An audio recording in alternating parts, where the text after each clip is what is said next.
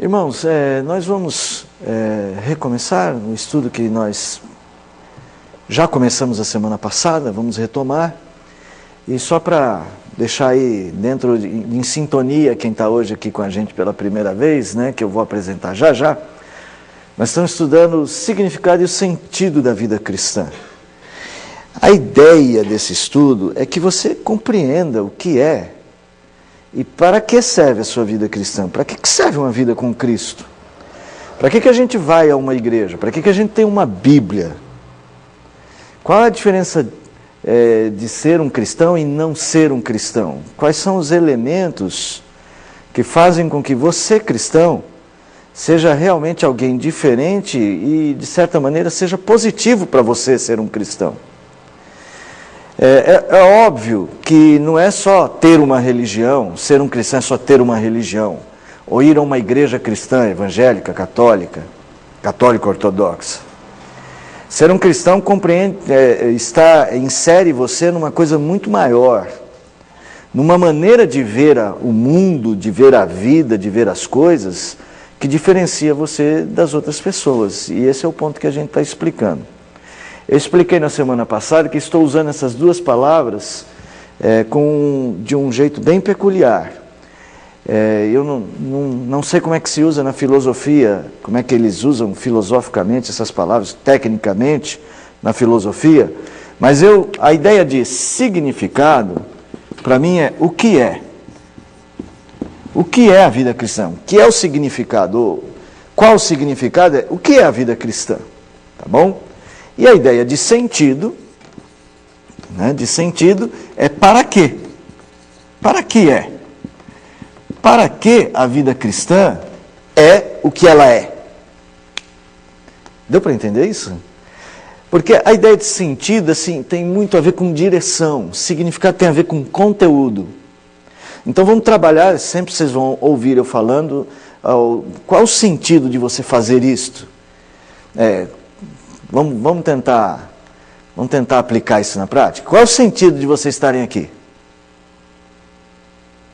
Qual o sentido de estarem aqui? Aprender, crescer é o sentido ou o significado de estar aqui? O que vocês acham? Vamos lá. O conceito eu estou usando a palavra significado com o sentido de conteúdo. Do que é estar aqui. O motivo de eu estar aqui é que eu vim aprender. Aí eu falo assim, aprender para quê? Qual o sentido? É algo sempre mais elevado. Vamos sempre pensar, ainda bem que você chegou, viu, Daniel? Ainda bem que você chegou, mas você vai ter que montar o seu equipamento aí, tá? Nós sempre vamos trabalhar com essas duas palavras. Sempre vamos trabalhar com essas duas palavras. Está atrapalhando? Sempre vamos trabalhar com essas duas palavras, lembrando que nós temos uma relação com Deus. Tá? Quando a gente falar de sentido, que é sempre uma coisa mais fácil da gente perceber, que tem a ver com direção, nós vamos falar qual é o sentido de qualquer realidade no que diz respeito ao que eu faço para Deus. Então, hoje nós estamos aqui, e o sentido de estarmos aqui é que desejamos a glória de Deus, por exemplo. Estou aqui para a glória de Deus. O meu objetivo é este. Ou o meu objetivo é crescer para Deus. Qual o significado de estar aqui? Como é que eu vou usar a ideia de significado? Por que Deus me faz vir aqui? Que conteúdo tenho eu estar aqui? De que maneira Deus me constrói eu estando aqui? Era como se Deus estivesse me definindo. A definição de quem eu sou. Bom, eu sei que é complicado, mas eu vou tentar ir dissolvendo um pouco essas complicações à medida que a gente vai explicando. Talvez os exemplos vão ajudar na medida em que a gente estuda junto, tá bom? Daniel, vamos dar aí 2 minutinhos para você, tá bom? Você escolheu qual música para a gente cantar? Não? Você toca Jesus Cristo Mudou Meu Viver? Nós cantamos a semana passada, E ele faz todo sentido, ou ele elabora bem o significado do que nós estamos estudando aqui. Porque nessa música, Jesus Cristo mudou o meu viver, nós vamos lembrar que aquilo que me define hoje é o que Jesus é. E hoje nós vamos tentar explorar um pouco isso, tá bom? Então, Eduardo, não esqueça de preparar aí pra gente Jesus Cristo mudou o meu viver, tá? Nós vamos dar um tempinho para você. Abra a sua Bíblia, por favor. Abra a sua Bíblia em Eclesiastes. Livro de Eclesiastes. Uma das coisas que nós precisamos entender da nossa vida e o que está acontecendo ao nosso redor é que vivemos em um mundo que procura sentido nas coisas, procura também significado. Hoje nós vamos ter um momento de aula de arte, não exatamente de aula de arte, mas alguma observação que eu fiz tentando mostrar como que as coisas mudaram nesses últimos tempos. Quando Deus criou o homem, quando Deus fez o homem, Deus definiu, Deus disse, você é o homem, façamos o homem. Nós vimos lá em Gênesis capítulo de número 3, que este homem definia toda a realidade a partir de Deus. Lembra da árvore do conhecimento do bem e do mal? A árvore tinha sentido, tinha significado a partir de Deus. Quando ele come o fruto, quem passa a definir as coisas? O próprio homem. Tanto é que o texto diz que viu Eva, que a árvore era boa. Eu repito muito essa história. Ela é básica, ela é fundamental, para você entender o que aconteceu na cabeça do homem. Na cabeça do homem aconteceu uma rebeldia, uma mudança estrutural em que o homem não quer mais que Deus o defina. O homem, depois do pecado, ele quer se autodefinir. Entrou no coração do homem, na mente humana, uma ideia de que assim, bom, quem tem que dizer o que eu sou? Sou eu mesmo. Eu é que tenho que me descobrir. E o homem tentou fazer isso de muitas formas. Só que o homem ele recebeu no seu coração uma dádiva que ele próprio não sabia lidar com ela. Aqui no livro de Eclesiastes, no capítulo de número 3, alguém lê para mim aí o verso de número 14. Sei que tudo quanto Deus faz durará eternamente. Nada lhe se pode acrescentar e nada lhe tirar. E isso faz Deus para que os homens temam diante dele. Um dos temas que a Bíblia mais trata a respeito do que Deus é e do que Deus faz é o conceito de eternidade. Mas essa eternidade, um pouquinho antes aí mesmo, no capítulo de número 3, essa sede de eternidade, Deus colocou no coração do homem. Então lê para mim o verso de número 11. Tudo fez Deus formoso no seu devido tempo. Também pôs eternidade no coração do homem, sem que este possa descobrir as obras que Deus fez desde o princípio até o fim. Então veja, toda a obra de Deus e tudo aquilo que o próprio Deus tem a ver com eternidade.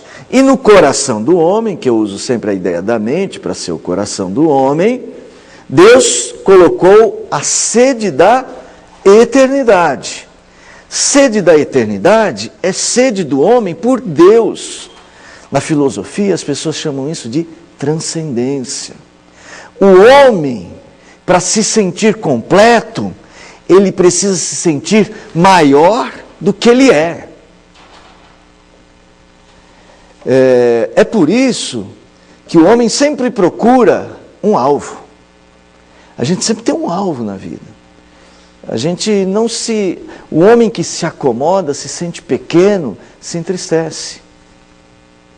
Então a gente trabalha com uma maneira do homem preencher este vazio, este senso de eternidade. Deveria fazer isso sempre em Deus. E nós vamos ver no livro de Eclesiastes que é o experimento aqui do sábio, que é Salomão, nós vamos ver nesse livro de Eclesiastes, Salomão tentando fazer o seguinte, tentando preencher essa sede de eternidade em coisas passageiras. E você vai ver que ele sempre vai chegar a uma conclusão, que ele procurou, mas nada lhe dava nem significado e nem sentido para a vida. O homem, ele sente no coração que não existe para si mesmo. Uma pessoa que pensa só em si, com o tempo ela cansa de si mesmo. Você já se cansou de você mesmo? Vamos dar as perguntas. Gente, tem uma hora que a gente se cansa da gente mesmo. Tem uma hora que a gente tem dificuldade em se compreender. O apóstolo Paulo teve momentos assim, e ele sempre fala, e ao final desse momento ele diz assim, ainda bem que eu tenho Deus, né? Quer dizer assim, que ele diz assim, que ele era bem-aventurado porque em Cristo Jesus ele não padecia mais daquela morte. Não havia condenação para ele. Porque quando ele olhava para ele mesmo, ele falava, eu sou miserável. E por quê? Porque quando ele busca preencher o seu desejo de eternidade em si mesmo, ele encontra um homem infinito, cheio de falhas. Ele sabe que ele não basta a si mesmo. Ele precisa de algo maior. Mas vamos deixar isso para daqui a pouco. Vamos cantar? Jesus Cristo mudou o meu viver? Vamos ficar em pé? Meninos, vou tentar não andar muito, tá? Vou tentar não andar muito para não atrapalhar vocês na câmera. Vou ficar mais ou menos nessa posição aqui.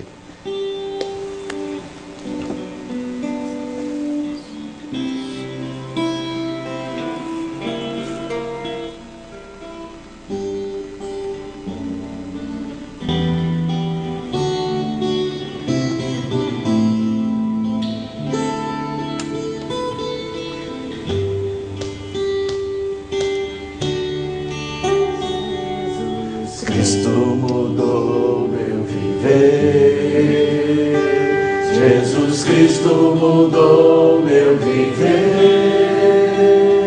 é a luz que ilumina meu ser, sim, Jesus Cristo mudou meu viver. Mais uma vez, mas mais animado, gente, vamos lá.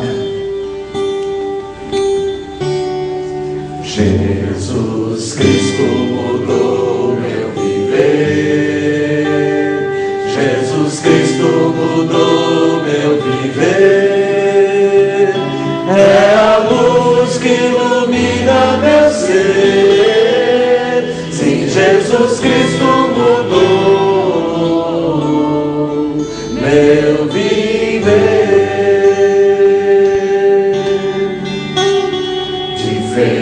Hoje é o meu coração, diferente hoje é o meu coração. Cristo deu-me paz e perdão, sim, diferente hoje é o meu coração.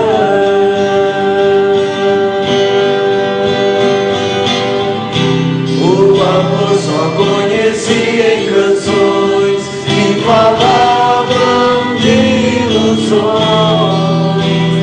mas agora é diferente. Cristo fala a toda a gente, Jesus Cristo deu-me o seu amor. Jesus Cristo mudou meu viver, Jesus Cristo mudou meu viver. Ilumina meu ser, sim, Jesus Cristo mudou meu viver. Senhor, faz todo sentido para nós, porque indica um caminho. Jesus Cristo viveu para Ti, e a vida dele agora é minha vida. É nossa vida. Então a nossa vida tem sentido, vivemos para Ti. Isso faz a nossa vida ter significado, dá importância, mesmo sendo limitados e pecadores, percebemos o nosso lugar. Obrigado, Senhor, porque Cristo mudou o nosso viver. Agora, ensina-nos a viver esta vida de Cristo em nós. Ensina-nos a mostrar ao mundo o significado e o sentido de todas as coisas que fazemos. Nos permita, Senhor, o crescimento na fé, o amadurecimento e um verdadeiro testemunho em nome de Jesus. Amém. Amém. Podem assentar, irmãos. Vamos lá.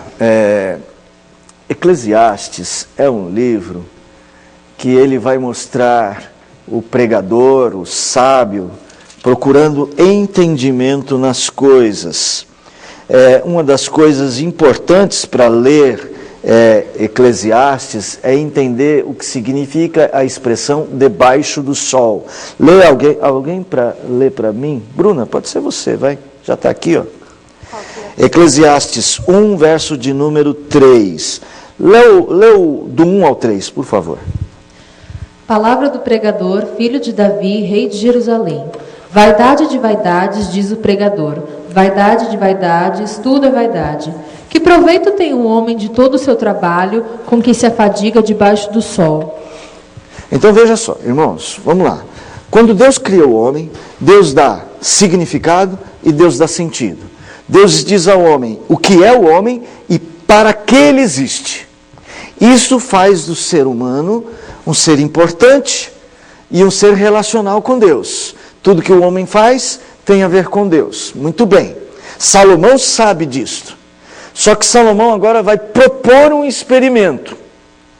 Salomão vai tentar viver a vida, como ele está dizendo aqui, viver debaixo do sol. É como se ele suspendesse essa consciência e ele fosse tentar encontrar significado e sentido agora, não mais numa relação com Deus, mas numa relação com a realidade diretamente. E ele já dá o tópico, né? Ele já dá o tema do que ele vai trabalhar. Ele vai descobrir, ele já diz, né? Ele afirma que nesse experimento ele descobriu que tudo é vaidade. Vaidade aqui, essa palavra é usada no sentido de coisas passageiras. Por que para mim é importante que a gente note esse sentido de vaidade? Porque nós estamos dizendo que o homem precisa da transcendência. O homem precisa da eternidade.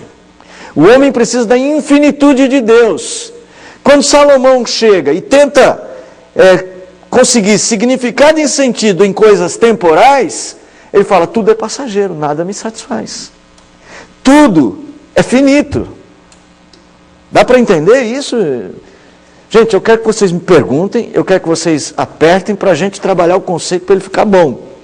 E o bom é que vocês saibam, tá?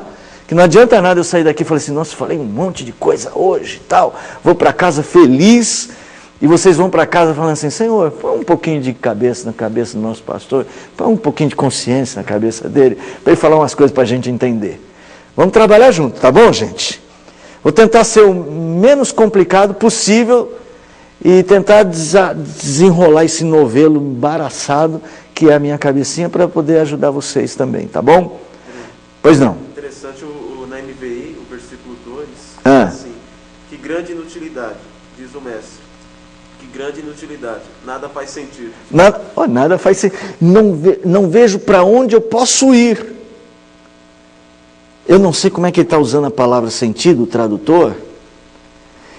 Eu tenho que tomar muito cuidado, porque eu estou usando a palavra sentido com um significado bem específico, que é a ideia do para que as coisas servem. Mas dá para aplicar aí. Eu não consegui, em nenhum desses experimentos, entender para que serve. Eu não vi o valor e a praticidade última das coisas que eu experimentei. E nós vamos ver alguns exemplos das coisas que ele experimentou, tá bom? Por exemplo, ele experimentou uma relação de satisfação com as coisas criadas. Ele foi tentar contemplar o rio. Você já chegou diante do mar e ficou assim, ó? Não sei, já foram para o mar, que deu aquela coisa assim meio, aproveitando as Olimpíadas, meio carioca, né, de ficar só olhando o mar, né? Ele vai, o mar vem, o mar vai, o mar vem. Você fazia isso lá, Daniel? Carioca não vai na praia? Carioca vai na praia quando a praia é perto. Tá certo, é verdade, é verdade. Mas já foram para o mar assim, ficaram algum tempo assim parado, contemplando, ou quem sabe na janela do prédio, né? Quem foi numa viagem, foi para um hotel, ficou lá. E o mar é bonito demais, não é? Fala, senhor Adalto.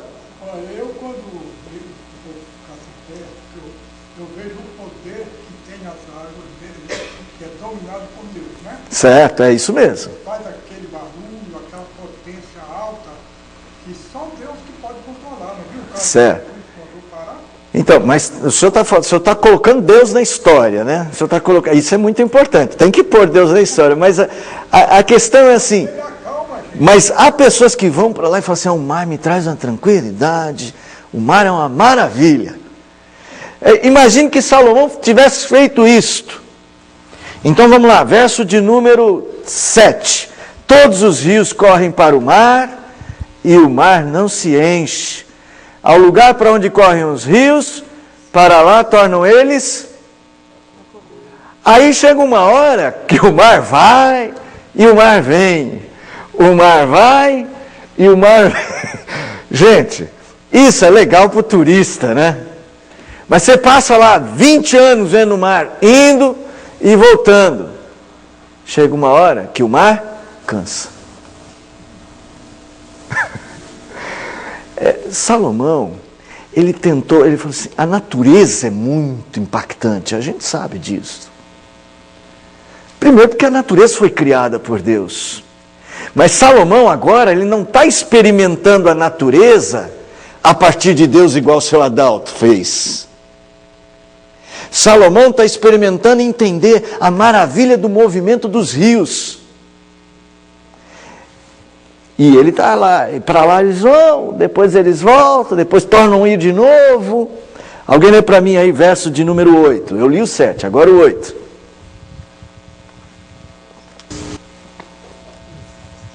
Todas as coisas trazem canseira. O homem não é capaz de descrevê-las. Os olhos nunca se saciam de ver, nem os ouvidos de ouvir. Então Salomão está dizendo assim, não dá para se completar nisso. Por mais que isso tenha um sentido de transcendência, olha para o mar. A gente é tão pequeno diante do mar. O mar causa um impacto. Mas o mar é limitado. Ele não consegue dar significado e sentido à vida do homem que anseia por eternidade. Quando Deus colocou a eternidade dentro de nós, Deus colocou a sede de algo infinito. Só Deus pode preencher isso. Mas aí Salomão tentou preencher isso, assim, fez o experimento. Assim, eu vou esquecer um pouco de Deus. É como se ele dissesse assim, vou ficar só debaixo do sol. Vou esquecer um pouco de transcendência em Deus e vou ficar aqui nos rios e no mar. Cansou. Desistiu de ser surfista. Não queria mais ser pescador. Enjoou do mar. Ele está dizendo que é tudo canseira, que os olhos, eles podem ver, mas isso não preenche. Bom, Salomão experimentou outras coisas, né? Por exemplo, no capítulo de número 2, alguém lê para mim o verso de número 1 até o verso de número 3. Capítulo 2, de 1 a 3. Diz comigo, vamos, eu te provarei com alegria, goza, pois, felicidade, mas pois a felicidade, mas também isso era vaidade. Do riso disse, é loucura, e da alegria de que serve. Resolvi no meu coração dar-me ao vinho, regendo-me, contudo, pela sabedoria, e entregar-me à loucura, até ver o que melhor seria que fizessem os filhos dos homens, debaixo do céu, durante os poucos dias da sua vida. Então agora Salomão vai tentar preencher a sua existência com alegria, com divertimento. Festa rave do tempo de Salomão. Foi tomar vinho, né? Foi para Sensation, lembra? Eu comentei para vocês da Sensation. Foi para Skol Sensation Brasil. Não, aí Israel, de Salomão. Né? Foi beber vinho. Foi encher a cara, foi ficar feliz. Ele se preencheu? Não. Aí ele tentou fazer coisas melhores. Ele tentou fazer uma coisa melhor, menos baladeira. Ele virou construtor. Alguém lê para mim o verso de número 4 até o verso 4 até o 6. Vai, só para exemplo. Fiz para mim obras magníficas, edifiquei casas, plantei vinhas, fiz hortas e jardins, e plantei neles árvores frutíferas de todas as espécies. Fiz tanques de água, para deles regar o bosque em que reverdeciam as árvores. Então ele deixou de ser baladeiro, agora ele vai ser um cara sério, e ele vai virar construtor, paisagista, agricultor, e ele... Estou usando a linguagem de hoje, tá? Caiu de cabeça nesse novo empreendimento. Se jogou. Né? Se jogou nesse novo empreendimento. Gente, Salomão vem nos contando as coisas que ele tentou numa área, ele tentou na outra, tentou na natureza, tentou na alegria, agora nos empreendimentos. E ele vai dizer assim, ele fez de tudo. Gente, olha o verso 10. Tudo quanto desejaram os meus olhos, não lhes neguei. Nem privei o coração de alegria alguma. Tinha dinheiro, né, gente? Era Salomão, gente. Era Salomão, tinha dinheiro, tá? Não lhes neguei, pois eu me alegrava com todas as minhas fadigas, e isso era a recompensa de todas elas. Considerei as obras que fizeram as minhas mãos, como também o trabalho que eu, com fadiga, havia feito. E eis que tudo era... vaidade, correr atrás do vento.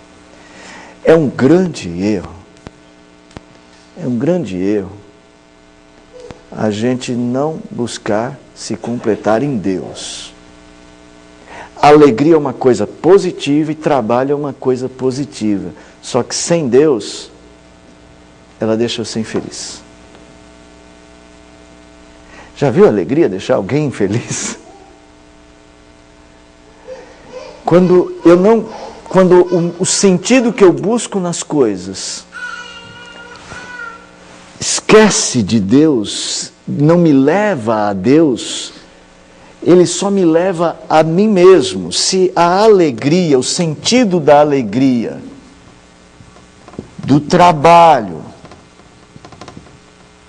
ou de qualquer outra coisa, do lazer, alegria e lazer estão bem próximos, né? Ou a erudição,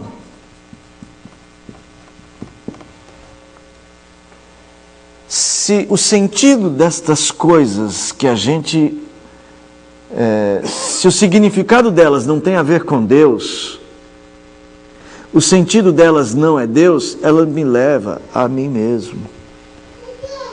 E eu me canso de mim. Eles apenas se tornam ídolos que tentam preencher o vazio que eu deveria preencher com Deus. Então, irmãos, esse é o grande dilema que o ser humano está vivendo desde Gênesis 3. O de encontrar significado e sentido na vida a partir de Deus. Gente, eu peguei só uma amostra de Eclesiastes para a gente não demorar muito. Depois, se você quiser ir lendo, você vai ver tantas coisas que Salomão vem falando a respeito disto. Mas vamos fazer um salto e vamos lá para o capítulo de número 11. Capítulo de número 11. Eclesiastes 11. Lá em Eclesiastes 11, nos versos de número 9 e 10, Salomão, é o famoso conselho de Salomão aos jovens, né? E é interessante que ele dê esse conselho aos jovens. Qual seria uma razão dele dar esse conselho aos jovens? O que vocês acham? Porque é a fase da vida que a pessoa está mais propensa a satisfazer esse senso de eternidade em coisas passageiras. Muito bem, Bruno. Definiu muito bem. Isso aí. Ela está mais propensa e assim, o senso de eternidade dela, da juventude, é muito ligada à própria vida humana. Porque o jovem acha que vai viver muito. Quando a gente vai ficando mais velho e vai se aproximando daquele portal que está escrito ponto final dessa vida, que Calvino chamaria de dobrar o cabo da boa esperança, né? Brincadeira, gente. Calvino não diria isso, tá? Calvino, a partir dessa para melhor, né?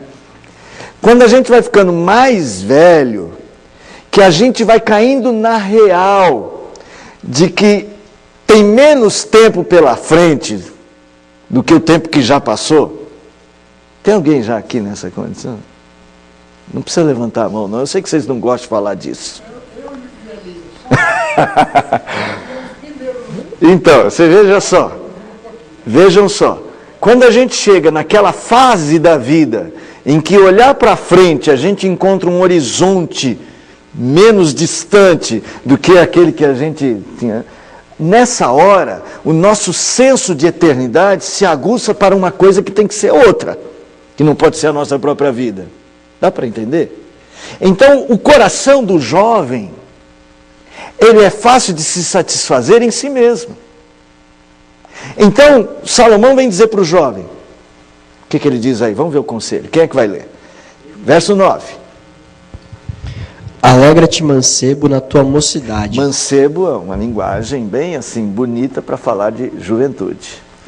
E anime-te o teu coração nos dias da tua mocidade. Só um minutinho. Mancebo não é um xingamento não, viu, gente? Mancebo é uma palavra bonita. Vai lá. E anda pelos caminhos do teu coração, e pela vista dos teus olhos. Sabe, porém, que por todas essas coisas Deus te trará o juízo. Pode ir. Afasta, pois, do teu coração o desgosto. Remove da tua carne o mal, porque a mocidade e a aurora da vida são vaidade. Salomão veio experimentando todas as coisas. Ele buscou significado, sentido, um senso de identidade de quem ele era e um senso de utilidade do para que ele existe nas coisas. E ele sentiu a dor da finitude nas coisas. Porque tem uma canseira, enfado, correr atrás do vento. Ele sentiu a dor da finitude nessa falsa segurança nos bens perenes, que morrem. Então ele chega para o jovem e fala assim, pode se alegrar, mas vem cá, precisa ser tudo numa relação com Deus. Deus te pedirá conta. Não é só pondo medo. Ele vai dizer assim, no final das contas, ele vai dizer, no final das contas, a régua que mede o valor das coisas é Deus. É como se ele estivesse dizendo, experimenta tudo numa relação com Deus para medir o valor das coisas e o sentido delas. Para você afastar do seu coração a dor. Gente, por que os nossos jovens estão se matando nas drogas? Ou na violência? Ou se matando, não precisa ser nas drogas e na violência, se matando no trabalho. Alguns dos nossos jovens estão dando tudo de si numa universidade para fazer um PhD, para viajar, para estudar. Eles estão se matando também. Por que estão se matando? Porque não tem sentido essas coisas. Já viram jovens bem-sucedidos? Você fala assim, nossa, esse jovem tem tudo na vida e de repente você ouve falar que ele fez uma besteira, que você fala, não acredito, o que aconteceu? Tem tudo na vida. Por que isso abateu o coração dele? Por que às vezes um jovem perde o estímulo de viver, cai numa depressão? porque ele tenta encontrar sentido e significado para a sua vida em coisas que não conseguem preencher. Então ele quer, eu deixo, só um minutinho, ele busca saltar de um preenchimento em outro. Então ele começa fazendo a faculdade, então ele procura a melhor. Aí depois ele termina e ele descobre que a melhor faculdade é melhor, mas assim, depois que ele faz, nem é tão melhor assim. Né, USP? Aí ele fala assim, não, então agora eu tenho que ir para Harvard. Agora sim. Aí ele vai fazer o PhD dele em Harvard. Aí depois que ele faz, ele descobre que PhD não muda, por exemplo, o fato de eu precisar tomar banho todos os dias. Ele fala assim, embora eu seja um PhD em astrofísica, eu preciso fritar ovo na hora do almoço se minha mãe não fizer o almoço. E ele vai então descobrindo as finitudes das coisas. E cada vez ele está mais angustiado porque ele precisa de uma coisa maior e cada vez vai ficando mais difícil encontrar uma coisa maior. Aí ele vai para algo do incontrolável. Vai para as drogas. Porque aí é um algo maior que ele não controla. Aí por isso passa de uma droga para outra, de um tempo. Às vezes ele fica, ele usou uma vez nesse mês, ele precisa usar 2, ele precisa usar uma semana, ele precisa de um mês de drogas, ele precisa ir para um lugar onde só viva isto. É muito sério o que está acontecendo. Fala, senhor Adalto, antes que eu esqueça.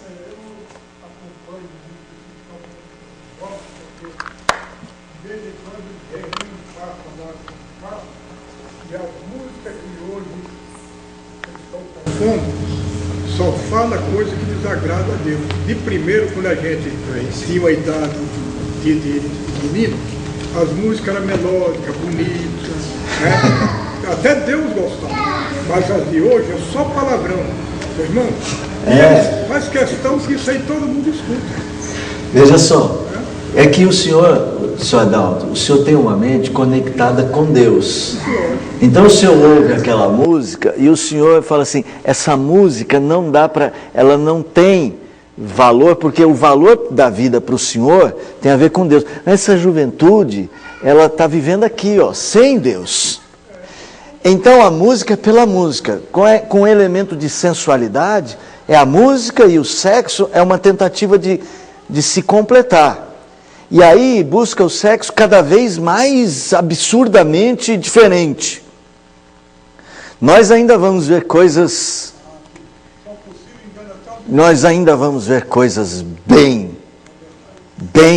estranhas, bizarras, demoníacas por aí. Quem viver, verá. Né? Vai lá. A notícia que teve hoje, que a mãe quer casar com o filho. A mãe quer casar com o filho? Hoje está com. Faz sentido para mim. Eu não sou psicólogo nem psicanalista, mas eu estou procurando, estou tentando entender muitas coisas a partir dessa premissa que nós estamos trabalhando. Por que será que uma mãe quer casar com o filho? Só rebeldia social? Está ultrapassando a barreira do finito. Está ultrapassando a barreira, ela está encontrando na juventude do filho eternidade. Lembra aquilo que nós falamos sobre a criança ter o pai como herói? Quando você é pequeno, o pai é o super-herói, né? Quem teve filhinho, né? Meu pai mesmo as meninas têm uma impressão do pai. Parece que ninguém pode matar meu pai, ninguém pode fazer mal para o meu pai.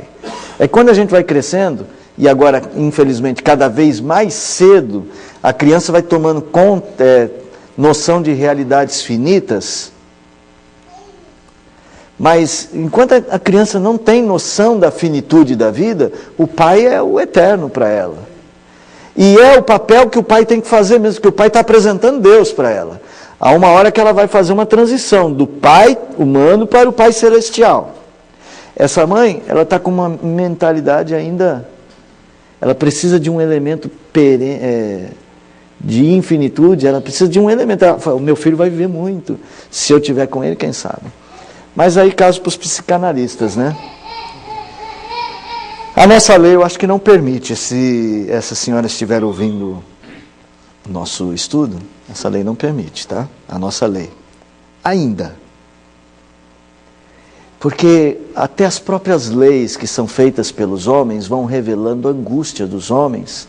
E cada vez eles querem liberar leis que eles próprios possam desfrutar delas para se completar. Então cada vez fica mais fácil de aprovar uma lei absurda, porque o próprio conjunto social vai perdendo amarras, né? Então Salomão dá este conselho. Nós não vamos ler o capítulo de número 12 todo, mas ele começa dizendo assim: lembra-te do teu Criador nos dias da tua mocidade, antes que venham os maus dias. E os maus dias, gente, são os dias próximos da velhice, os dias próximos da morte. Então ele está sendo muito coerente, ele está dizendo, quanto mais o tempo passa, mais a falta de encontrar Deus a gente sente. É muito mais fácil encontrar um homem adulto angustiado pela falta de Deus do que um jovem, embora a gente também encontre jovens. E eu vou dizer por quê? Porque o Espírito Santo atrai jovens. Mas, pelas questões naturais, o mais velho sente mais a falta de Deus. Antes que venham os maus dias, dos quais dirás, não tenho neles prazer. Não consigo me completar. Não encontrei como. Para finalizar, Eclesiastes, verso de número 12, capítulo 12, versos 12 a 14. Quem é que vai ler? Cuidado, meu filho, nada acrescente a eles, não há limite para a produção de livros. E estudar demais deixa exausto o corpo. Agora que já se ouviu tudo, aqui está a conclusão. Tema a Deus e obedeça aos seus mandamentos, porque isso é o essencial para o homem. É o 14. Pois Deus trará a julgamento tudo o que foi feito, inclusive tudo o que está escondido, seja bom, seja mau. Todas as coisas que fazemos, um dia serão avaliadas. E aí a realidade de Deus não poderá ser simulada a partir dos nossos ídolos. Nós vamos ter que encarar o Deus vivo e verdadeiro. Deus trará a juízo todas as coisas. Então o que Salomão está dizendo é que, embora o homem tente se completar na realidade, ele vai se tentando... Veja, a gente até poderia pensar o seguinte, né? Tudo bem, se o homem tem sede da eternidade e ele por um tempo consegue fazer isso nas festas, no amor, na paixão, no trabalho, não importa, é só ele pulando de galho em galho. Aí ele vai viver a vida inteira, mesmo que ele mude muito, ele vai viver a vida inteira alguns momentos de felicidade, talvez suficiente para ele terminar a vida dizendo, vivi tudo que tinha para viver. Só que, no final das contas, ele ainda tem de encarar a eternidade de verdade. Que quando ele estiver diante do trono de Deus, ele não verá só a Cristo. Ele verá aquele que era, que é e que há de vir. Aquele que tem a eternidade nas próprias mãos. Pastor, uma dúvida. Pois não. Uma dúvida. Aqui fala, né? Porque Deus há de trazer a juízo todas as obras. Mas e quando há arrependimento? Isso muda alguma coisa? Tipo, se a pessoa, nesse caso, se aplica a uma pessoa ímpia que levou a vida dela sem Deus? Ou o que o arrependimento faz? Leva a pessoa a uma mudança de comportamento. Certo. Então vamos lá, vamos fazer uma simulação. Aqui está a Bruna. Ai, meu Deus. Aqui está a Bruna. Certo, Bruna? Aqui está você. De saia, hein, Bruna? De vestido. Eu já vi você de vestido alguma vez? Não lembro. Aqui está a Bruna. A Bruna peca. Aqui está o pecado. Mas a Bruna se arrepende. Este arrependimento faz o que com este pecado, Bruna? Não. Eu acho que eu não sei se está certo, mas Vai lá. Não tem problema. Vai lá. Raciocínio. O que você acha? Então, anula, mas não é que eu deixo de ser pecadora. Não deixa de ser pecadora. Mas esse pecado não vai mais te condenar, porque ele foi pago na cruz e ele não vai atrapalhar mais a sua vida. Ele não vai te condenar porque foi pago na cruz. Condenação tem a ver com cruz. Ele não vai mais interferir na sua vida cristã porque você se arrependeu. Tá. Ou seja, ele não tem mais um peso da quebra de comunhão entre você e Deus, que você se arrependeu. Então, o que o arrependimento faz não é perdoar os seus pecados. O que o arrependimento faz é trazer... o arrependimento faz com que este episódio pecaminoso, seja ele qual for, ganhe um significado e sentido novo que tem a ver com Deus. Então, quando você se arrepende, sei lá, eu me arrependi de P. Vamos dar nome para o P, vamos dar nome aos pecados aqui, vamos ver. Vou pegar leve, tá? Bruna, ela, deixa eu ver o que ela fez. Ela brigou com a mãe. Comum, menina e mãe. Brigou com o Tiago, mais fácil, com o irmão. Brigou com o irmão. Brigou com o irmão. É um pecado? Rompeu comunhão com o irmão e tudo mais. Talvez tenha até dito palavras que não deveria dizer, machucou, né, tal.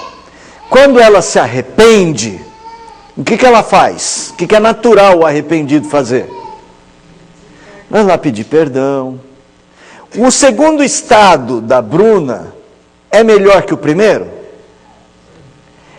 O segundo estado de unidade entre ela e o irmão é melhor do que a unidade anterior? Às vezes, ainda melhor. Porque agora, nas diferenças, eles aprenderam diferenças, aprenderam coisas novas. O que este arrependimento fez, pegou algo que antes tinha só significado e sentido egocêntricos, e deu a essa história uma razão teorreferente. Isso Deus vai pedir contas. Essa é uma obra boa ou má? Era uma obra má que foi redimida. Então, você não vai ter problema lá. Não vai ter problema diante do trono. Tá? Quando a gente estiver diante do trono, a gente não vai ver só Jesus, a gente vai ver a eternidade por detrás de Jesus. E se a gente vive a vida inteira buscando a eternidade nas coisas que passam, uma hora a gente vai tê-las na mão e vai apresentar para Jesus e vai ver a eternidade de Jesus. Aí você vai ver o que é sofrimento. Porque você vai falar, não encontrei eternidade e perdi a eternidade. Eternidade aí no sentido, então, de ser completo em Cristo Jesus. Ponto. Estou dizendo isso só para tentar mostrar o seguinte, nós combinamos de que esse nosso estudo tinha que ajudar você a falar para um não crente. E isso é o que acontece no coração do não crente. Quando eu digo não crente, tem que definir bem. Não crente não é só a pessoa que não vem à igreja. Não crente é a pessoa que coloca que satisfaz sua sede de eternidade em coisas passageiras. Pode ser até um membro de igreja, que ele se satisfaz na igreja. Ele não consegue ver Cristo, ele só consegue ver o que ele faz. Ele busca os seus ministérios, ele busca os seus interesses, ele busca as bênçãos de Deus, ele só consegue ficar aqui. Ele não consegue transcender em Cristo, ele tenta transcender no louvor. Gente, louvor é uma coisa ótima, não é? Mas você sabe que é um perigo? Porque é tão ótimo, é tão bom, que de repente ele é bom em si mesmo. Pega uma música boa para se cantar. Ao Rei dos Reis consagro. E tudo é tão gostoso essa música, que de repente você se completa na música e esquece de olhar que ela tem que ser cantada para uma eternidade que está para além da música. Dá para entender? Então o louvor tem que ser, a adoração, como nós falamos a semana passada, ela tem que ser algo que faz você ir a Deus e não só a essa esfera horizontal. Por isso a forma do culto, ela não pode ser um final da nossa adoração, seja tanto para um lado quanto para o outro. O culto bizantino, né? Como os ortodoxos faziam, né? Alguém falou assim, não tinha nem bancos nas catedrais ortodoxas, seriedade ao máximo, ninguém levanta a cabeça, ou um culto desses de agora, como é que é, sapatinho de fogo lá que vocês falam. É isso, Marcos? Sapatinho de fogo. Daniel era metodista, usava toga lá na igreja dele. Na nossa também nós deixamos assim. Já foi assembleiano também? Então você também já transitou um pouquinho de sapatinho. Sim, gente. Quando a forma é o final, a pessoa, eu vou lá porque lá tem um sapatinho de fogo, eu vou lá porque tem a toga genebrina. Quando a forma é o que te transcende, o que te transcende é o formato. Nós temos que tomar muito cuidado. É por isso que Calvino, ele falando sobre a Santa Ceia, ele via, a Santa Ceia era muito importante para Calvino. Mas Calvino via um grande perigo na Santa Ceia. Calvino dizia o seguinte, que a Santa Ceia a gente tem que tomar muito cuidado para a forma do sacramento não se tornar mais importante que o simbolizado. A ponto do símbolo se tornar mais atraente que o simbolizado. Eu gosto da Santa Ceia que faz o fulano. Ele chama os presbíteros pelo nome. E ele sempre faz a mesma coisa. Eu amo aquilo. Toma cuidado. Nós não podemos confundir. Que aí a gente está pondo confiança, não no eterno. Só quem é o simbolizado na ceia? O eterno. É por isso que ela nos alimenta. A palavra de Deus é alimento? Meio de graça é alimento? Por quê? Sim, mas porque é a palavra da vida eterna. Todas as coisas hão de passar, mas a tua palavra não passa. Ela tem as palavras da vida eterna. É por isso que ela alimenta a alma. Porque ela abastece a alma daquilo que a alma está carente. Eternidade. Eternidade, leia-se, Deus. Tá? E o homem, nos nossos dias, e sempre foi assim, eu estou mostrando que isso aqui sempre foi assim. O homem tentou ser preenchido sem Deus. Não dá. Só que nos nossos dias, nós temos uma situação bem difícil. E vocês vão me dar licença para eu dar uma de importante? Meninos, põe o slide lá para mim. Dá uma de importante. Eu vou tentar mostrar uma coisa que eu acho interessante. Nós vamos fazer uma viagem histórica. Vocês conseguem ver o quadro ali? Idade Média, vamos ver pinturas. Estou aprendendo isso com um professor da internet. Está vendo aqui? Maria e o menino Jesus. Vocês conseguem ver? Eu vejo só as sombras. Vocês vão perceber aqui, olha o tamanho de Maria, né? Ela está praticamente sozinha em todo o quadro. É uma figura religiosa da Baixa Idade Média. Você não tem praticamente detalhes nenhum, parece que é dentro de alguma catedral, de alguma igreja, algum cenário religioso, mas minimamente descrito. Há aqui pessoas que devem ser líderes da igreja, mas você não tem uma percepção clara, a não ser de quem? De Maria e do menino Jesus ao centro da figura. O que nós vamos ver? Que na Idade Média, que ainda tinha aquele senso de teocentricidade, as coisas eram ainda muito medidas a partir de Deus. Mas está ocorrendo uma evolução. Está ocorrendo uma evolução. Bom, você pode chamar como você quiser, que a evolução da ideia sempre de uma coisa melhor, mas eu não acredito que a gente está indo para algo melhor. É uma evolução negativa. Na Alta Idade Média, você já vai ver uma mudança aqui, que é interessante, ó. Aqui ainda tem o tema. Aqui deve ser Jesus, embora a figura esteja desenhada não naquele modelo que a gente está acostumado a ver, Jesus de cabelos compridos, né? Aqui está um Jesus um pouco mais ancião. Aqui está Maria e aqui está algum dos profetas ou apóstolos. E eles estão perto de Jesus. Mas aqui tem Adão, aqui tem Eva e aqui tem pessoas ligadas à igreja. O que muda?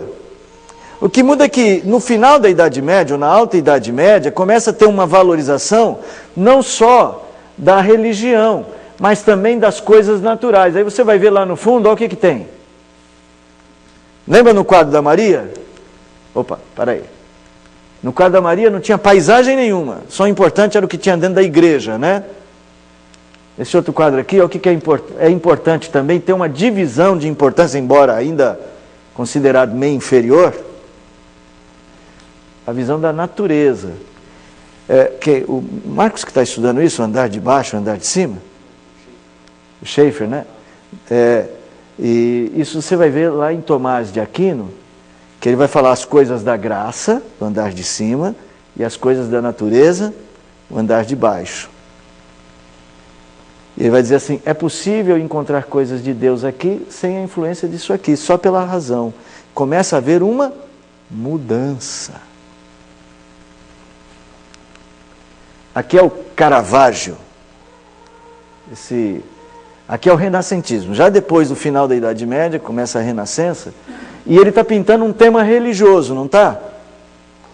É um tema religioso, Tomé põe a mão na ferida de Jesus. Ele está pintando um tema religioso, mas agora as formas humanas é que são muito destacadas. Entra aí em cena o humanismo. Ainda tem religião, mas a religião já está bem impregnada do humano. Você vai ver Jesus aqui bem... É que aqui, não sei se vocês conseguem perceber, depois vocês veem na internet esse quadro do Caravaggio. Você vai ver a forma humana de Jesus, um Jesus bem humano mesmo. Você vai ver nos quadros da Idade Média, Jesus tem assim, um tom meio de anjo. Já viu aquele rostinho de Jesus? Parece um anjinho. Com auréola e tudo. Aqui você não tem, é um quadro religioso, mas não tem isso. Tá? Aqui o neoclassicismo, né? No neoclassicismo, aí já depois daquele período do racionalismo, o que eles fazem? Não tem mais tema religioso.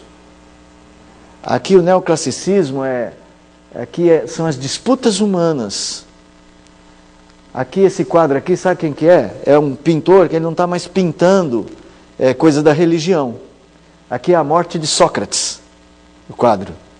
A morte de Sócrates. Veja só, entra no período do racionalismo, agora Deus não tem mais a ver com a minha arte.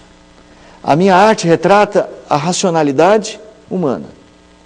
Só que o racionalismo, gente, chega uma hora que cansa. Lembra que eu disse, quando você começa a buscar sentido fora de Deus, aqui o homem, voltando aqui, ó, o homem começa a se cansar da figura do próprio homem.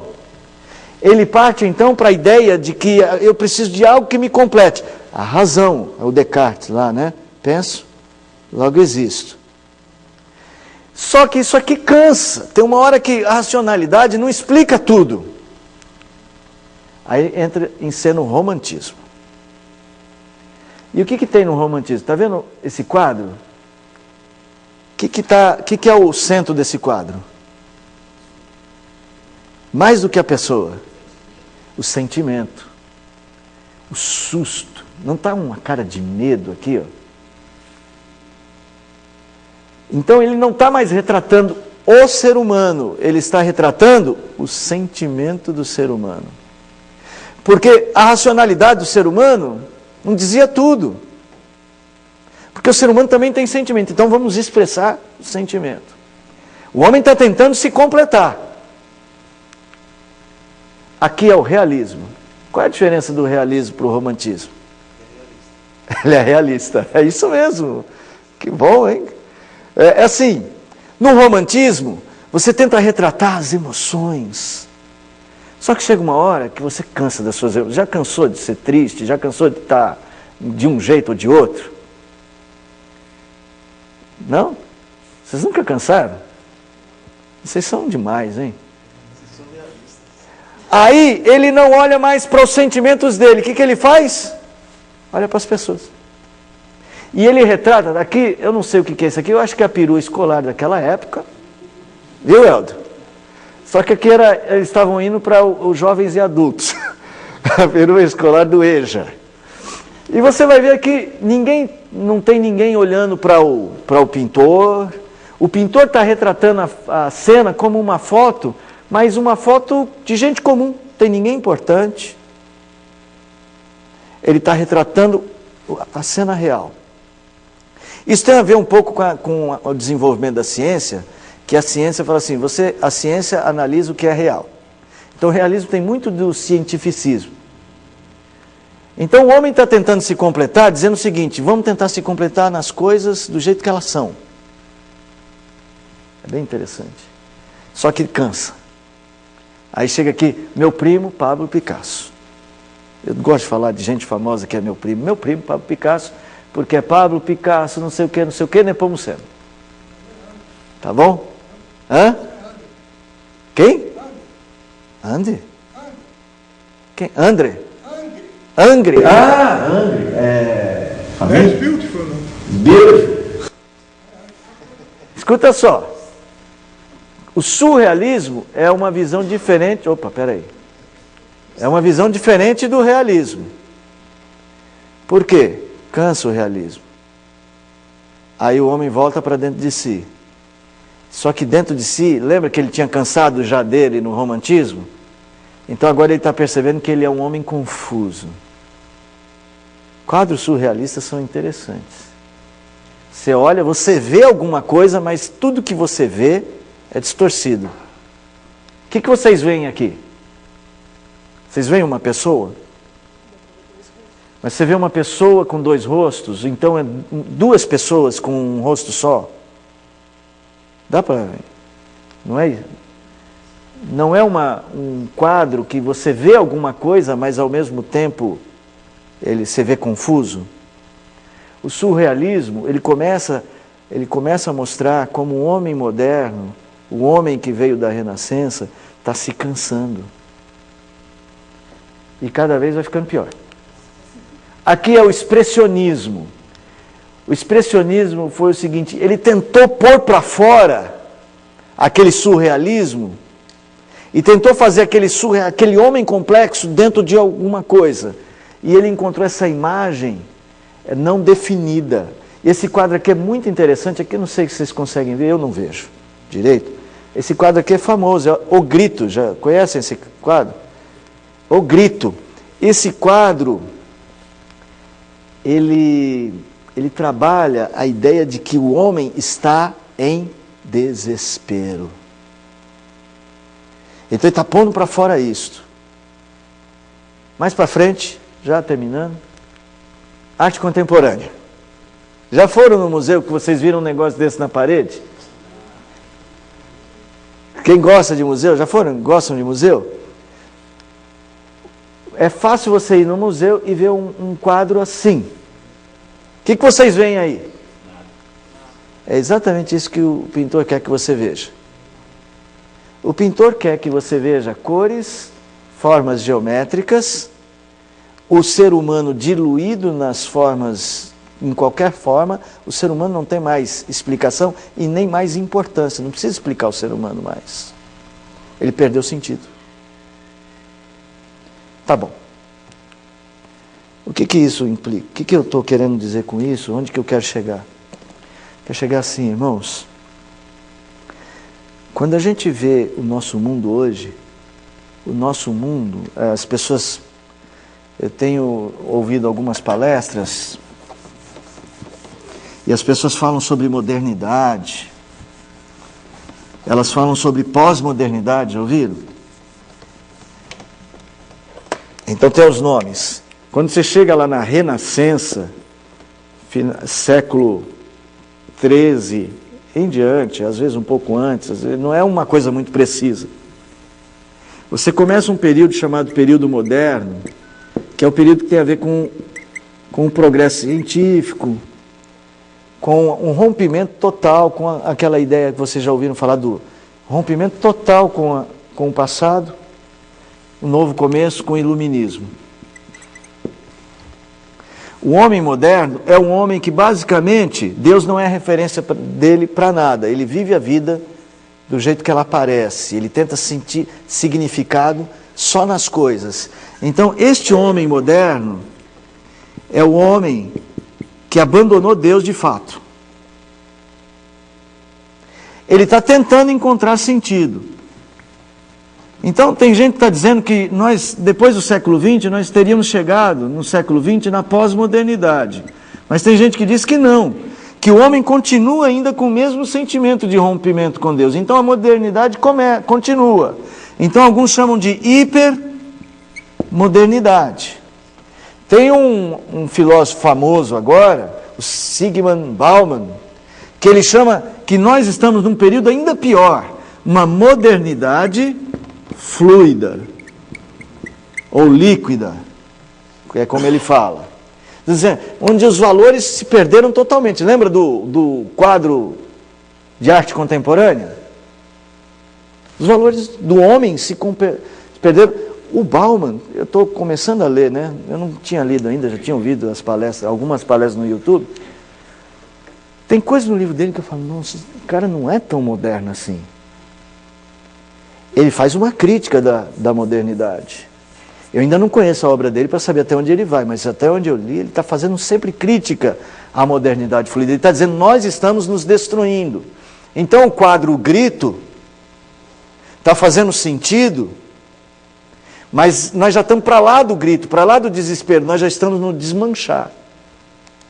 Aí eu estou dando nome, né? Eu não sou importante, mas eu dou o nome que eu quero, porque aqui eu que mando mesmo, né? Eu estou chamando isso aqui de modernidade, esse nosso período, modernidade. Em lugar de modernidade fluida, ou hipermodernidade, eu estou chamando isso aqui de modernidade cansada, ou exausta. O ser humano está cansado. Aí, ele está tentando ainda se encontrar. E quando você conversa com pessoas hoje, que defendem qualquer tema que eles venham a defender, eles vão se cansar, porque hoje tudo passa rapidamente. Nós vamos passar de um tema para o outro em muito menos tempo. O progresso tecnológico nos leva a cansar mais rápido. E se antes a juventude garantia um pouco de sossego e a pessoa só ia cansar mais para frente quando ele ia começar a perceber que a vida não tinha sentido, hoje um jovem, há crianças que não veem mais sentido na vida. Em algumas sociedades que tiveram acesso mais rápido a todo esse movimento de desenvolvimento, por causa de tecnologia, por causa de recursos materiais, algumas dessas sociedades, elas se cansaram ainda mais. Eu tenho uma tese, não vou dizer muito sobre ela, porque ela é a tese que um amigo meu vai trabalhar nesses dias, Esse movimento de jovens europeus universitários formados em doutorado em Harvard, que saem de lá para ir para a Síria, para se juntar a uma célula terrorista, é uma tentativa de escapar disto, de achar uma transcendência em alguma outra coisa. Ou então o jovem que entra para uma causa do tipo partidária, e que mesmo que ele tenha que romper com valores que ele sabe que não deve romper, ele rompe, porque ele está cansado. É aqui que eu acho que deveria entrar Jesus, dizendo assim para as pessoas: vinde a mim, todos vós que estáis cansados, sobrecarregados, e eu vos aliviarei. As pessoas estão cansadas. Por que elas estão cansadas? Pelo mesmo fato, pelo mesmo motivo que Salomão cansou. Elas estão cansadas porque elas procuraram sentido em coisas que não as pode completar. Só que quando elas olham para a história, não dá para voltar para o romantismo. Não dá para voltar para o neoclassicismo. Não dá para voltar para a Idade Média. Ele não consegue mais fazer esse caminho. Então ele tenta ir cada vez mais para frente. Só que o cada vez mais para frente, lembra, debaixo do sol. Salomão diz que ele tem que romper com isso e lembrar que de todas as coisas a sua é buscar a Deus. Tem muita coisa que a gente faz por cansaço de quem nós somos. Já cortou o cabelo porque você estava cansado do seu cabelo? Estava cansado da sua aparência? Já teve um dia que você quis ficar dormindo direto? Sempre. Sabe por quê? Por que às vezes, por que a doença do século é a depressão? Não faz sentido? Por que você conhece pessoas que não querem ver pessoas, não gostam de estar com pessoas? Porque a complexidade do outro cansa. E o outro está cansado, me cansa mais ainda. Né? A gente estava brincando com a Renata ontem. Vocês já viram que nós estamos mudando, os nossos heróis estão mudando, né? Os nossos heróis estão mudando. Na década de 70, os nossos heróis eram pessoas de carne e osso. Eram os homens do faroeste. Alguém lembra algum herói do faroeste? Daniel Boone. Hã? Aí é o ator, né? Mas ele fazia que papel? Estou tentando lembrar aquele... Roy Rogers. Então você tinha heróis que eram homens de verdade. A única coisa... Por que a gente gostava de ver isso? Porque transcendiam, porque eles eram homens que faziam coisas que normalmente a gente não faz. E isso ajuda a gente a sossegar a alma um pouco, porque a gente se transporta um pouco para eles, mas eles eram de carne e osso. Né? Não precisa ir longe não, Indiana Jones. Né? Aí eu estava ouvindo a palestra do pastor Guilherme de Carvalho, e ele fazendo um comentário sobre os X-Men. Ele não faz exatamente o mesmo comentário que eu chego a fazer, mas ele fala assim, os nossos heróis agora são heróis meio assim, meio anti-heróis, não são? Os nossos heróis, sei lá. Por exemplo, o X-Men. O X-Men, fiz uma pergunta para a Renata, você não vale responder, nem você nem o Fábio. Do X-Men, quem é o principal personagem? Quem nunca assistiu o X-Men? Nunca assistiu? Vale a pena assistir. Não gosta de filme de aventura, né? Gosta? Então esse vale a pena assistir. X-Men, então a maioria assistiu X-Men. Quem é o personagem principal? Não. Wolverine. A história tem a ver com Wolverine. Qual é a história do Wolverine? Qual é o drama que o Wolverine vive? Wolverine vive um drama de não saber quem ele é. Ele perdeu a memória, ele não tem identidade, ele não sabe quem ele é. E uma das coisas que ele quer é deixar de ser quem ele é. Ele quer morrer. Mas ele não consegue. Ele quer morrer, mas não consegue. E ele quer morrer porque ele não sabe quem ele é. Ele é um homem sem sentido, sem significado. Ele sabe que é Wolverine porque ele pegou uma plaquinha que tinha o nome dele. Aí o pastor Guilherme, ele vai numa outra direção e diz assim: na verdade, os nossos heróis, hoje, eles têm dramas existenciais, e são os dramas existenciais que eles têm que nos atraem, porque talvez sejam os nossos. Né? E aí a Renata até me falou, tem vários filmes assim, tem mesmo, né? Aquele filme dos insurgente, Divergente. Tudo tem a ver com identidade, quem que eu sou?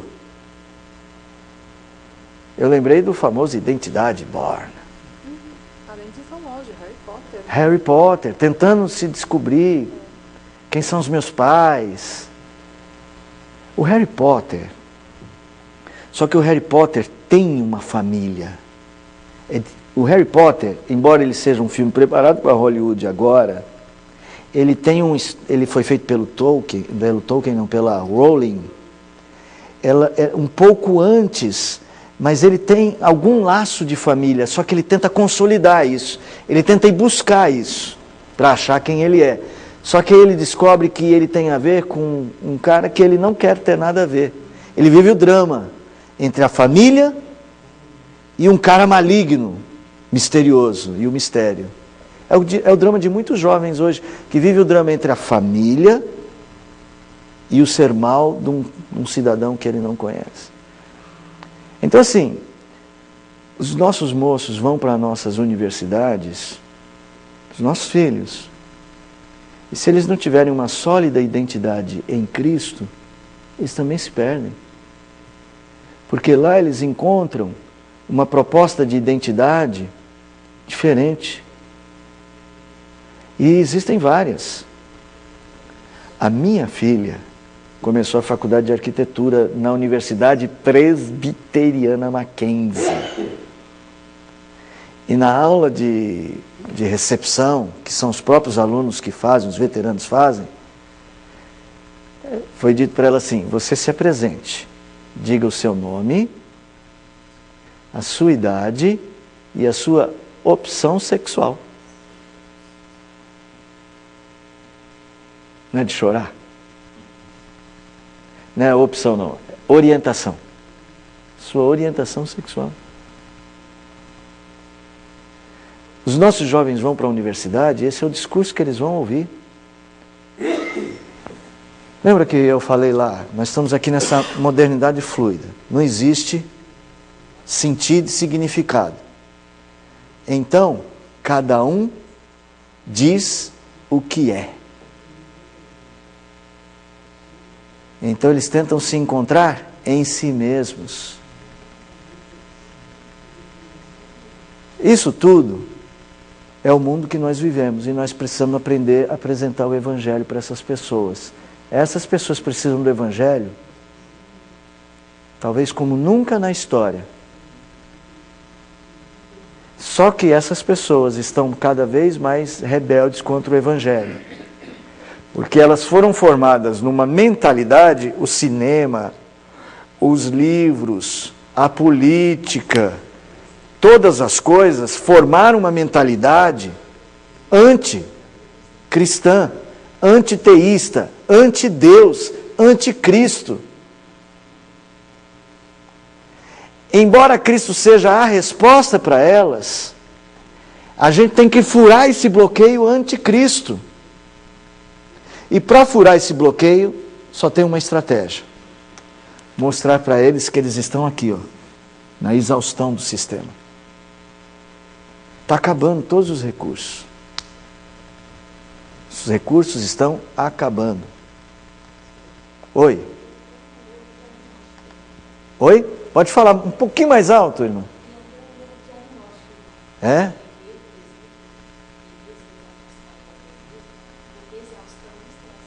Exaustão de estresse. Exaustão de estresse.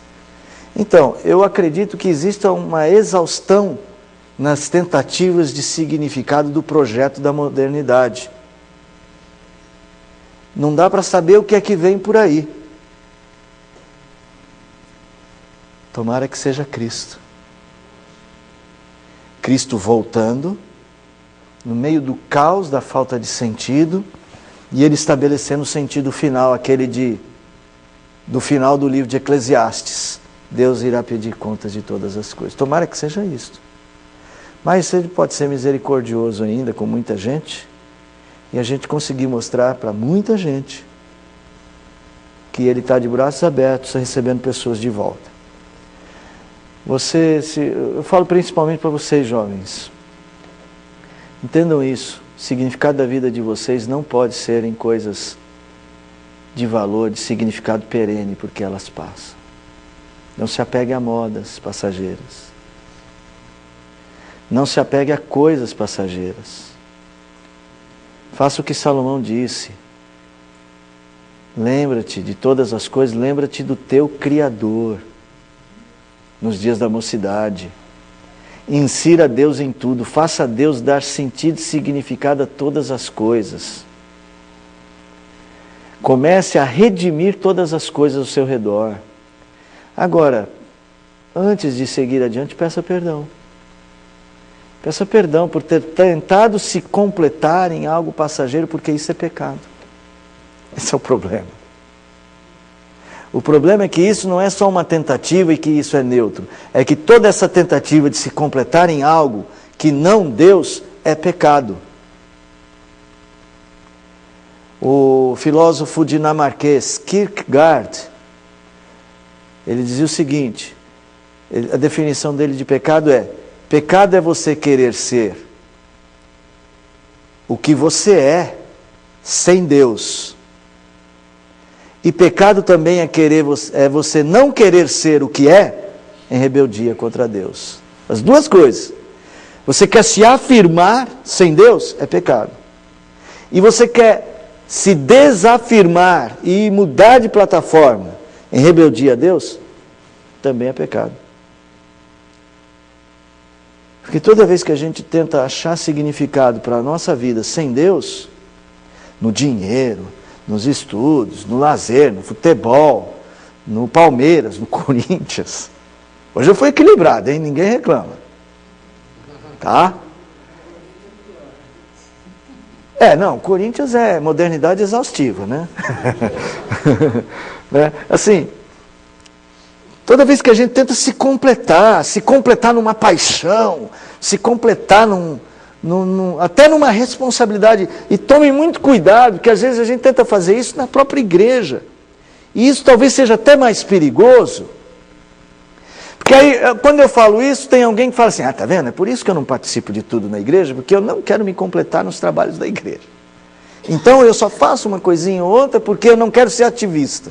Não é esse o ponto, porque também não ser ativista, como uma maneira de, lembra, em rebeldia a Deus, também é pecado. Eu tenho que fazer o que Deus me dá para fazer. E achar sentido nas coisas que Ele me dá, não a partir de mim, a partir dEle. Lembra a parábola dos talentos? Quem é que dá os talentos? Deus. Quem é que, lembra, lá no caso, era o Senhor vem e dá os talentos. Para um dá 1, para o outro 2, para o outro 5, é isso? Quem é que dá o talento? O Senhor. E quem é que cobra o talento no final? E o Senhor, para aquele que guardou o talento, ele olhou o talento e pensou nele, né? Olhou o talento a partir dele. Eu não sou capaz, como eu não sou capaz, não fiz nada. Quando o Senhor vem e pede o talento de volta, aí ele está prestando contas, ele fala, eu sei que era teu, mas pensando em mim eu não fiz nada, porque eu tive medo de ti. Sabe, irmãos, o que nós somos, o que nós temos pertence ao nosso Deus. Ninguém vive para si mesmo. Nós vivemos para Deus, nós existimos para Deus. Não importa se somos ricos, se somos pobres, se temos ou não temos aquela coisa que a gente acha que deveria ter. Aquela coisa que a gente acha que deveria ter, se a gente tem, ela tem que ter sentido em Deus. Se a gente não tem, o não ter tem que ter sentido em Deus. Não importa a circunstância. Nós temos que nos libertar disso que o pecado pôs sobre nós. E a gente só consegue fazer isso com uma obra da graça. Porque isso é uma prisão. O pecado é uma prisão. Salomão estava fazendo um experimento. Salomão estava fazendo um experimento, não estava? Lembra que eu desenho aqui assim, Deus, aqui está o Salomão, e ele tentou experimentar a realidade sem Deus, não foi isso? Só que aquilo era só um experimento. Por isso que o livro de Eclesiastes tem hora que Salomão não consegue não pensar em Deus. Vamos lá para o capítulo 3, o nosso texto base, né?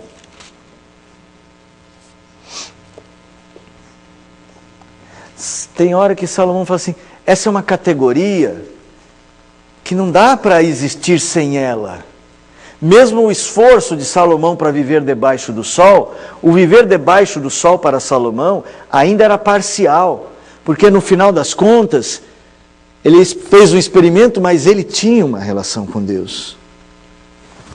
Versículo de número 9. Que proveito tem o trabalhador naquilo com que se afadiga? Viu o trabalho que Deus impôs aos filhos dos homens. Eclesiastes 3:10 agora, 11. Tudo fez Deus formoso no seu devido tempo. Também pôs a eternidade no coração do homem, sem que este possa descobrir as obras de Deus, que Deus fez desde o princípio até o fim. Veja a linguagem de eternidade, desde o princípio até o fim. Fez todas as coisas, pôs eternidade no coração do homem. Salomão, ele sabe que essa relação com Deus é necessária. Só que tem um detalhe, queridos. Você pode sair do estudo sabendo que essa relação com as coisas tem que ser a partir de Deus. Tem que ser assim, ó. A partir de Deus. Só que você só consegue fazer isso quando Jesus muda você. Porque o coração do homem não busca Deus. É isso que a Bíblia fala. O nosso coração se inclina para longe de Deus. Não há quem busque a Deus. Não há nenhum sequer. Todos se extraviaram. A uma se fizeram inúteis. Né? Então assim, o que nós precisamos é que Jesus refaça o nosso coração. E esse é um processo. É um processo de significado que cada dia mais a gente vai aprendendo. Não é uma coisa que... Existe o permear das trevas, né, a nossa mente. A nossa mente, trevas e luz. A luz vai expulsando as trevas, isso dentro de um processo. Então, no final das contas, olhando desse ponto de vista, o processo de santificação não é só um processo de não fazer as coisas erradas. O processo de santificação é um processo de entender todas as coisas, o significado das coisas e o sentido das coisas a partir de Deus. Oi? Deixa eu só completar um pensamento antes que eu perca aqui. Guarda aí. A gente lida com santificação como assim, uma coisa assim, isso pode, isso não pode. Eu tenho que deixar de fazer isso e passar a fazer aquilo. Mas tem que ir além, gente. O processo de santificação é, eu entendo por que não pode. Eu entendo por que devo. Porque eu entendo o significado do que não pode. Lembra a árvore? Não vou comer, porque Deus disse. E eu entendo por que eu devo. Eu sei o significado. E quando eu não pego o que não posso, eu não faço isso só porque eu não posso me prejudicar. Eu não posso por causa de Deus. Aí o sentido muda. Fala, Elber.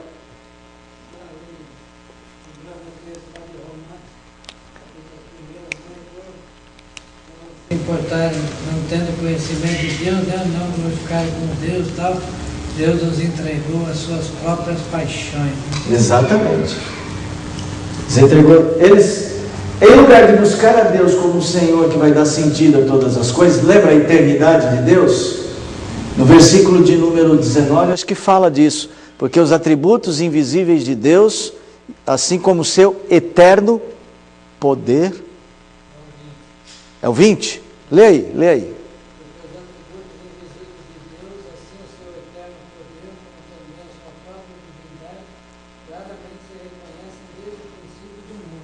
Sendo percebidos por meio das coisas que foram criadas. Tais homens são, por isso, indesculpáveis. Então assim, eles deveriam ter encontrado o significado das coisas a partir de Deus, porque as coisas falam de Deus. E aí eles perderam o sentido da eternidade. Aí eles trocaram essa glória pela glória das coisas por répteis, quadrúpedes, visíveis, materiais, finitas, corruptíveis, que são finitas, né? Então eles tentaram se completar nesses deuses finitos, e porque eles tentaram se completar, eles vão se afundando cada vez mais nessas paixões mundanas, e eles se destroem. É o que está acontecendo, historicamente, com a humanidade. E ele fala da perda de identidade, né? Porque isso se volta no homossexualismo. Sim, a perda. Aí ele vai, olha como a Bíblia, a perda de identidade. O que é o homossexualismo? É não admitir uma identidade dada por Deus. Quem diz o que eu sou eu. Eu tenho que me definir. Eles estão em tamanha rebeldia que eles não podem ser definidos por Deus. Só que isso é uma questão, gente, isso é uma loucura. O cidadão e a cidadã olham para o próprio corpo e dizem, eu não sou o que o meu corpo é, ou o que o meu corpo diz que eu sou. Vocês conseguem imaginar isso? Eles pensam o seguinte, que Deus não faz o homem, Deus faz o ser humano. Definir se é homem ou mulher é uma questão que eu construo. Rebeldia. É uma tentativa de achar sentido e significado sem Deus. E aí não é só sem Deus, né? É em rebeldia. Irmãos, eu sei que é um assunto... Ele é bacana, mas ele é difícil, né? Mas eu espero que consiga explicar isso de uma maneira que vocês entendam as pessoas que estão ao redor. Primeiro que entendam a si mesmos, né? Que comecem a perceber de que jeito você está tentando achar auto-significado e começar a buscar tel-significado. Tá bom? O sentido da sua vida é viver para Deus. Então comece a pensar nisso. Às vezes você consegue numa área, mas não consegue em outra. Então você tem que conseguir em todas. Tá bom? Segundo, entenda as pessoas que estão ao seu redor. Às vezes é um filho. Às vezes é um amigo muito chegado. Às vezes é um pai, uma mãe, esposo, uma esposa. Às vezes são os colegas da universidade, às vezes o professor. Tá? E a gente tem que entender essa angústia que está presente no coração dos homens, que enquanto eles não buscarem a Deus, não vão conseguir curar. Ah, você sabia que o Wolverine disse que lá o Wolverine no X-Men, Tem uma cura, né? Tem uma cura para o mutante voltar a ser humano. Só que lá a cura é científica. É uma tentativa científica de mudar um homem. Me parece que é isso que estão tentando fazer em nossos dias. Tentar criar algum tipo de Deus que substitua o nosso Deus. Agora, tem um filósofo que todo mundo fala muito mal dele, eu também, mas eu vou ler o que ele disse, e o que ele disse aqui é muito interessante. Kant. Kant.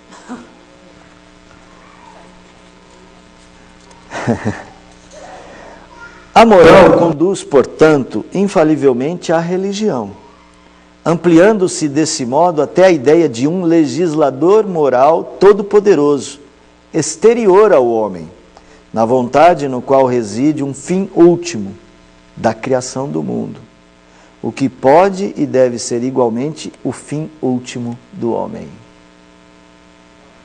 Não, ele não era tão bom quanto você está pensando agora.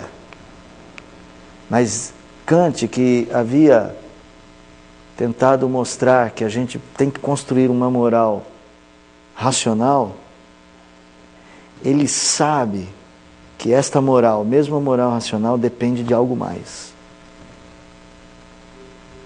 Então, ele também vivia um dilema. Quem gosta de estudar, vale a pena. Irmãos, alguma pergunta para encerrar? Pois não.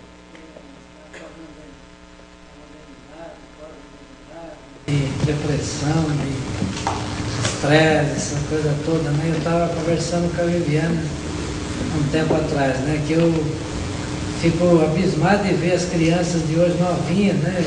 Pelos netos principalmente, mas também nas crianças que eu trabalho com elas, tudo, como elas já desde pequenininhas são estressadas, nervosas ao extremo, uma coisa impressionante.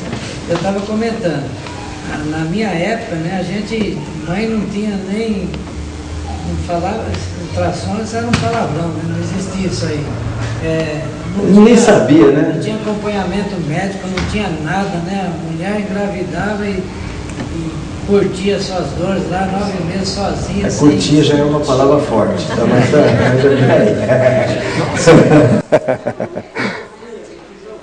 as dores sozinha e tal, e lá no interior, às vezes não tinha nada para ela recorrer e tudo. E as crianças iam tão calminhas, né, que demorava 3 meses para abrir o olho e tal, né? Hoje a criança já nasce querendo um computador na frente. Hoje não dela. nasce, hoje eu não posso, olha, eu estou muito no ramo, eu estou muito aqui no ramo da especulação, mas sabe a minha especulação sobre isso? Falta de pai e mãe. Por quê? As nossas crianças, elas não aprendem a transcender em Deus. Elas aprendem a transcender nos brinquedos e na TV. Então, o universo de infinitude dela é um universo que não dá para fazer transição da TV para Deus. Não dá para fazer transição do brinquedinho que fala, oi, o meu nome é, para Deus. Porque Deus é um ser relacional. Ela faz isso com pai e mãe. Ela aprende quem é Deus aprendendo com pai e mãe. Essas crianças vivem tão pouco com pai e mãe que elas não aprendem a transcender. Então estressa mesmo, porque tudo passa rapidamente até para as crianças. Porque o brinquedo enjoa. Já viu que criança enjoa rápido de brinquedo? Ai, que raiva que dá comprar brinquedo caro para as minhas filhas. Eu me arrependo dos carrinhos, que eu já falei para vocês, né? Os carrinhos de controle remoto. Uma grana durou 1 semana de brincadeira. Tem um lá que durou um pouquinho mais.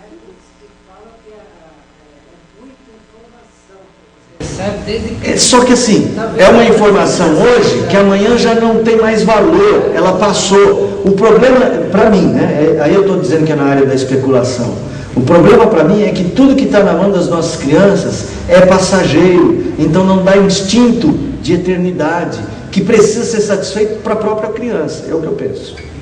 Agora, como eu não sou psicólogo, psicanalista, eu sou só um teólogo, então eu estou indo pela Bíblia. Até onde eu posso ir. O resto é especulação, vocês sabem. É a lógica tentando trabalhar. Mas eu acho que faz sentido. Fala, José. Eu vi uma notícia que me chamou a atenção. A primeira-ministra alemã, Angela Merkel, que ela disse que a Europa, está na internet, a Europa precisa voltar a Deus e a Bíblia para superar crises. Tem uma reportagem dela não vi, não sei o contexto, eu não conheço tão bem a formação da Angela Merkel, mas é uma afirmação com certeza correta. Precisa voltar a Deus. A Deus e a Bíblia. A Deus e a Bíblia, isso mesmo. Para superar as crises. Só que assim, aí tem um discurso materialista junto. O que o homem precisa voltar a Deus não é para superar as crises só. Que eu imagino que talvez a crise que esteja na cabeça dela seja essas crises. Mas o homem precisa voltar a Deus para o homem se encontrar. Calvino é que dizia que o conhecimento de Deus nos leva ao conhecimento do homem. Jesus Cristo mudou o meu viver. Vamos lá? Vamos ficar em pé. Deixa eu apresentar para vocês. Não apresentei. Peraí. Com recursos. Senta um pouquinho, deixa eu só apresentar aqui para vocês o André Luiz, que está nos visitando pela primeira vez, né, André? O André está lendo a Bíblia, aprendeu com um colega que deu a Bíblia para ele de presente, procurou na internet e nos encontrou. Seja bem-vindo, tá bom, André? Espero que você volte outras vezes, tá bom? Os meninos vão aí fazer um social com você já, para saber mais sobre você e te convidar para as programações nossas, tá bom? Agora sim, Jesus Cristo mudou meu viver.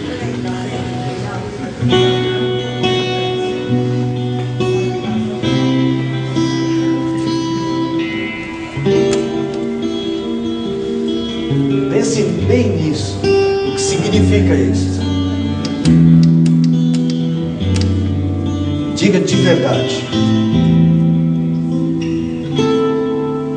Jesus Cristo mudou meu viver. Jesus Cristo mudou meu viver. É a luz que ilumina meu ser. Sim, Jesus Cristo mudou meu viver.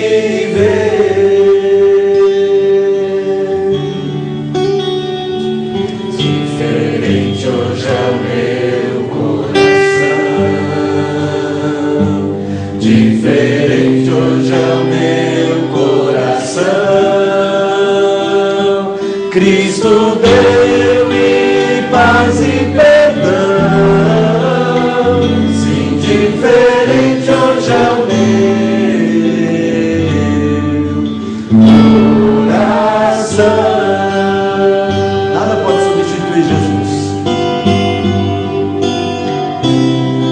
O amor só conheci em canções que falavam de ilusões.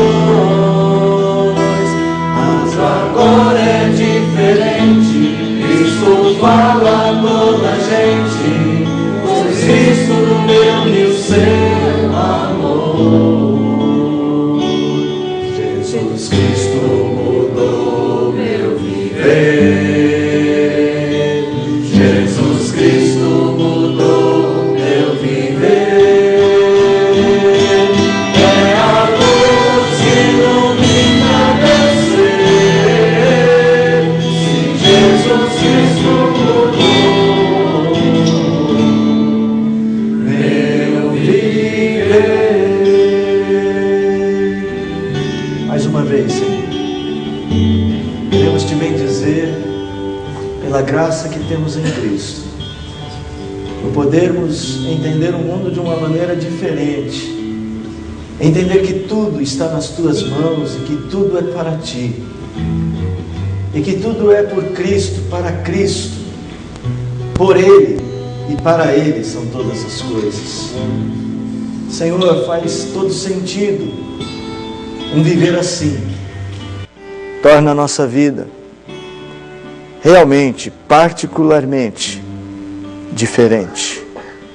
Diferente de um mundo exausto como o nosso, de pessoas cansadas de si mesmas, pessoas, ó Deus eterno, que estão se matando e matando outras. Senhor, só a presença de Jesus Cristo muda. Ensina-nos a falar deste Cristo para as pessoas, ensina-nos a dar a elas a opção de um sentido novo e um significado novo para a sua vida. Obrigado por esse encontro, obrigado por estes irmãos, obrigado por Jesus Cristo, em nome de quem nós oramos. Amém. Mudou meu viver. Podem sentar.